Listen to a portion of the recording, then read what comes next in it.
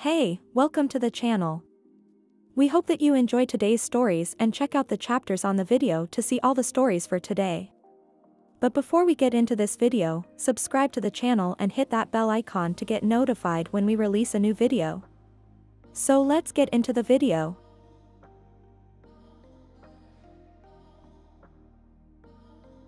When did you realize you married the wrong person? Experience 1. On the wedding day. She spent a fortune on unnecessary things, and I knew I'd be the one fitting the bill on the credit card she ran up. So, I told her no more. She said she wanted an ice cream vendor there. We already had 2 dessert bars, told her it was not needed. She fought me on it, but finally agreed. Wedding day comes, I'm standing with my groomsmen, and comes the ice cream truck. Knew right then, sadly. Experience 2. It was actually almost immediately after getting married. Our relationship had taken a nosedive as soon as we moved in together. But after we got married, while we were in Greece on our honeymoon, he absolutely lost his mind on me in public. I had wanted to go see a beach on the island that is supposed to be one of the most beautiful in the world, so we tried to catch the bus, but it never came. He screamed at me, telling me he hated traveling with me and how could I ruin his vacation like this. Then we walked to the beach nearby and he went swimming with his 2 friends who he insisted come with us on the trip. I was too stunned and humiliated to do anything except sit on a beach chair and cry. Experience 3. Engaged, not quite married yet. When I had been on mandatory bed rest and caring for our infant son, after having emergency surgery for nearly bleeding to death after a miscarriage, and he came home from work and looked me dead in the face and said, "Why aren't the freaking dishes done?" Called my mom the next morning and told her I was leaving. Hightailed it out of there 2 weeks later. Experience 4. It was a death of 1,000 cuts. One of the first was when I realized she didn't trust me. We had been together for around 10 years at this point. But I had a moment of clarity and literally said to her, "You don't trust me, do you?" Before she could answer, I said, "You don't trust anybody." And she agreed. She would routinely throw the kids out of the tub and the bathroom completely naked because they splashed her while getting a bath. And not just that, she would yell at the top of her lungs at how bad they were. The kids were around 2 to 4 at the time. God forbid the toddler splashes the water in the tub. Another time, I don't even remember the cause, but I tried to play mediator. As in, "Okay daughter, you did something wrong, let's apologize to mommy." And she would. Then I'd ask mommy to apologize to our daughter for her role, and mom absolutely refused to apologize. I've known this lady for more than 20 years, and I've never heard her apologize. Literally never. The final straw was when one of our kids wanted a hug goodnight before bedtime. She locked herself in our bedroom and refused the hug because she had hugged them earlier in the day. Kids were crying. They didn't understand.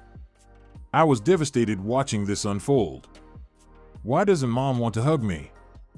I try my best to not let it impact me. But we share custody now, and I have to watch how she interacts with our kids. It's hard. The best consolidation is the kids are getting older and they're starting to figure it out. Experience 5. On my wedding day. We were married at her parents' house, a beautiful place on a private country club. The entire day was all about her, and she spent more time hanging out with her friend and getting drunk than with me. I stayed busy visiting with all the guests during the day. After all the guests left and it was down to her parents and me, I found her passed out drunk upstairs in a bedroom. I picked her up and carried her to our car to take her home. Needless to say, our wedding night consisted of her sleeping it off. 5 years later, she went into inpatient treatment, and after she sobered up and was released, she told me that she didn't love me and wanted a divorce. Experience 6. When she sat me down and with a straight face said, "I've thought about this, and you're not going to exercise anymore." I was jogging a few miles a day and would usually bring kids with me in a running stroller. She said, "You're a father and it's too time consuming." That's when I realized I made a terrible mistake, lol. Catching her with another man in my car didn't help the case to stay married. Experience 7. When I lost twins, he dropped me off at the hospital to get an operation to have my babies removed. He dropped me off at the hospital bleeding and went to a party with his friends. Edit, fixed typo. ETA, to those who asked, I left this man years ago. I'm doing well now. Thank you for the award, kind words, and chats. I honestly didn't expect this to get so many responses, but I did my best to respond to a lot of you. Unfortunately, this will never stop being a sore topic for me, so I cannot engage any further. Love and healing to those who have experienced this too. I hope you're in a better place now, and if you're not yet, take it from me, it takes time, but you will be. Experience 8. When she smashed the high school flame for a year whilst hiding it and staying home on my single income. We weren't working. I knew that. I was trying to improve things, and we talked about it, but she somehow neglected to give me that detail. I'm not angry that she didn't love me. But damn, just tell me. Don't do me dirty like that after 13 years. Experience 9. Not married but together for years. Got diagnosed with cancer and she kind of shut off. She then decided to leave several months later. At an appointment, I was officially 1 year clear, which is a milestone. I realized I was alone through a lot of it. She never wanted anything to do with it. Was a revelation to myself that the relationship breakdown wasn't all because of me. Got my 3-year tests this weekend, blood tests and scans, etc. My current girlfriend is driving me and then taking me out to lunch afterwards. Hell of an upgrade. Experience 10. 6 months after our wedding, I found out about the emotional, he says only emotional, but I'm pretty sure it was physical too, affair through text messages. He had sent his affair partner screenshots of my texts to him in which I was begging him to talk to me and tell me what was wrong. They both proceeded to make fun of my desperation to fix my marriage, and his affair partner said something along the lines of, "Poor Valiant, she doesn't know anything and keeps begging you for attention and affection." The moment I read those words, I realized how big of a mistake I had made. Experience 11. A woman I was dating told me she divorced her husband because after his father died in his arms, he was very depressed, and she didn't want to be around depressed people. Imagine your father died and a few months later your wife leaves you because you have not recovered from that. Experience 12. A few years back, I had a 104-degree fever, passing in and out of consciousness, talking in my sleep, etc. I was in a bad way. My now ex-wife wakes me to ask if I'm okay and tells me that she's going shopping with her friend right now.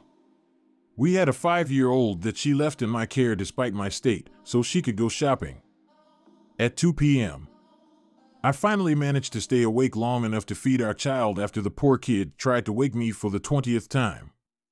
He was also very excited about this Christmas kids party thing I promised him a week earlier I'd take him to. She could have taken him, but no, shopping. I managed to take a bunch of painkillers and anti-inflammatory drugs, load up on sugars just enough to take him out cause I felt so freaking bad for him that day. Anyway, I divorced her a couple of years later. There was a lot wrong, but this one event is the one that sent me over the edge. Edit, damn, wasn't expecting this to spawn so much response. Hey, everyone saying I'm a good dad, thank you. Truly made me smile after a long day. For those who've had similar experiences, I'm sorry. But hey, better to be alone and healthy than in a toxic relationship.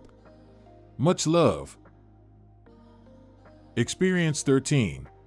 I almost did, and to be honest, there were a lot of red flags prior to this, but this was the catalyst. We'd been dating for 4 years, slated to be married in 8 months. I noticed he was making lots of likes and comments on Brittany's MySpace. Nothing huge or obvious. Then not long after, he locked his phone, but I managed to see he was also getting messages regularly from someone also named Brittany. I had suspected, but no proof now. I worked swing and nights at the time. Came home early one night to him in our bed, with you know who. Brittany. The first thing this idiot says when I walk in on them is, There was no exchange of fluids. I promise, babe. Later, Brittany got a hold of me on MySpace. We met up. She had no idea I was even in the picture. We're still friends. I kicked him and his fluids out of my house. The end. ETA, Brittany let me read all over their correspondence via MySpace and text. She was very upfront about not realizing he was with someone. I will admit Brittany was not exceptionally bright, but he had this thing all worked out. He stuffed all my stuff in a closet and even removed photos of us from the walls. I don't wear makeup, and at the time didn't own much stuff. We were poor. I was the only one working. He kept getting fired for sexual harassment. Red flag, I know. He also kept the house dark while they watched a movie, then moved to the bed. Said it made it romantic. ETA 2, to clarify, I knew he sucked and kept a job. He kept getting let go. It wasn't until this crap show happened that I learned why he had been fired from previous jobs. I will freely admit, though, that I was naive and ignorant. There were a lot of signs I should have noticed. First and foremost, how he actually met me. We worked in the same retail store, and he made a lot of advances and borderline lewd comments to get my attention. I didn't pay attention to the fact that he also said these things to other women I worked with. I was 18 when we met, not used to getting any attention from men, and had pretty crappy self-esteem. In the 4 years we were together, I was honestly miserable, so miserable I even committed myself once. I also thought he was the best I was getting. It was a really screwed up for years of my life. Experience 14. I figured it out after the 5th guy she screwed over 7 years of marriage. At least 5 I knew about anyway. Every time I thought it was me. I could be a better husband, more caring, more supportive, more anything she needed. If I could just be a better spouse, she would love me and then everything would be right, and we would be fine.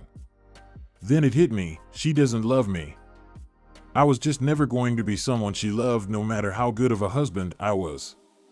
So, I told her I wanted a divorce and why. She didn't even cry.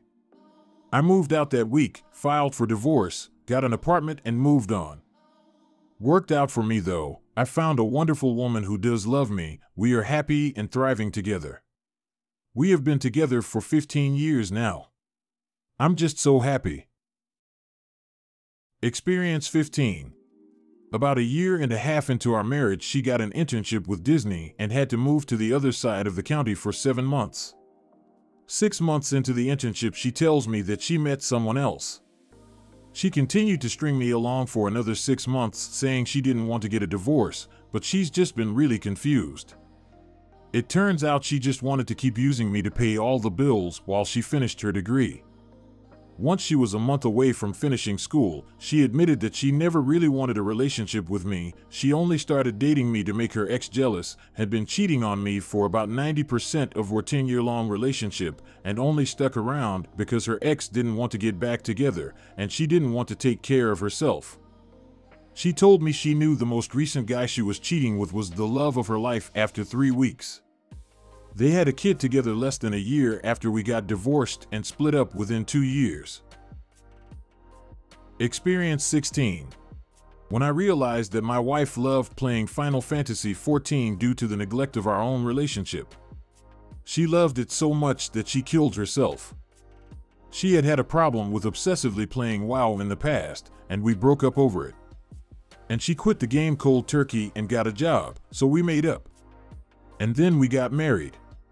And not long after the marriage, she was back into gaming, but now it was Final Fantasy XIV. And we never had any quality time as a couple to just talk. All she ever wanted to do in her free time was drink wine and play her game. My wife was an alcoholic. She died recently, and in the course of going through her things, I found out why. Her iPad message history revealed that she had had a whole string of in-game boyfriends the whole time we were together, 12 years. Lots of sexting messages I found. The night she died, she was excited and happy because she just married her current boyfriend, in-game. But she partied a little too hard that night and drank herself to death. I messaged one of her guildmates to find out what happened. Turns out, no one ever knew she was married in real life. She never talked about me. But she sure did flirt with a lot of guys when she was drunk. And the guy she married in-game was, himself, married in real life. We live in the US, but she liked to play on European servers and meet European guys. And I had been on a business trip to Germany for a week the night she died. She was so angry at me for not taking her with me, but it was a business trip and not a vacation. I realize now that what she really wanted was an opportunity to screw her Italian boyfriend while I was at work. She had the Duolingo app on her phone to learn Italian, and her browser history showed that she had been looking up Italian cooking recipes. My wife never cooked, so she was clearly thinking about an in-person meetup at some point. I was grieving the loss of my wife when I found all of this out, and now I'm dealing with a lot of anger, too. If she hadn't died and somehow I found this out, I'd be divorcing her, but right now. Experience 17. Got married. Went on a honeymoon in China. We were both PhD students at the time. I was working class. Her family was middle class. Her father gave her $10,000 for the honeymoon. So, we go to China to celebrate, and she wants to do some light pre-dissertation research while there for a month or two. Fine. It turns out, I spent the entire 2 months alone in tiny hostels while she did research. I only spoke a few words of Mandarin, and I was a broke graduate student, so I couldn't really afford to / didn't have the means to easily get to an airport to fly back home. Also had zero family support back home, even if I did manage to make it home. I felt trapped. I talked to her about how the trip felt like a research trip and not at all like a honeymoon, how I was alone almost every day. We were sharing a laptop while on the trip. I was too poor to own a laptop, despite being in grad school. I opened the laptop one morning before she left to go survey a field site without me. Her email is open. She left a message on the laptop. It's to her father, stating she wishes I wasn't there on the trip, our honeymoon. Again, I was told this would be a honeymoon with maybe a slight detour for research. It turned out to be a research trip where I was a burden. She apologized. We stayed together for a few more years after she got sick, and I became a caretaker. I wish, in hindsight, I had left China after reading that email. We hope you enjoyed listening to today's stories. If you want to see more stories, check out these videos or check the links in the description for more videos. And don't forget to like the video and subscribe to the channel. And ring that notification bell.